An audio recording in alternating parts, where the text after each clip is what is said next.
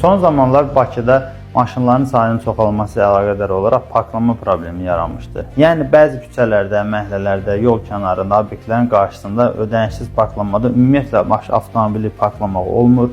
Ya ora müxtəlif maneələr qoyulur və yaxud da siz orada avtomobili saxlayanda sizə yaxınlaşaraq bura mənim obyektimin qabağıdır, balkonumun altıdır və yaxud da pəncərəmin ağzıdır, burada maşın saxlama deyə şəxsləri avtomobili parklamağa qadağan edirlər. Bu tamamilə qanunsuzdur. Bu barədə qanun nə deyir?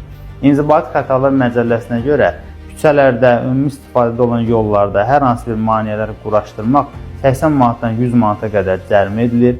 Vəzifəli şəxslər 400 manatdan 500 manata qədər cərimə edilir. Hüquqi şəxslər isə 3000 manatdan 4000 manata qədər cərimə edilir. Həmin ərazilərdə istənilən tip hasarlanma və yaxud da becərmə işi, müxtəlif dəyişikliklər etmək formasında və yaxud digər üsullarla o torpağı öz başına tutmaq isə artıq cinayət məsuliyyətidir və buna görə 8000 manatdan 10000 manata qədər cərimə nəzərdə tutulub. Eyni zamanda 2 ilədək azadlığın məhdudlaşdırılması və 2 ilədək azadlığın məhrumiyyətinə cəzası tətbiq edilə bilər.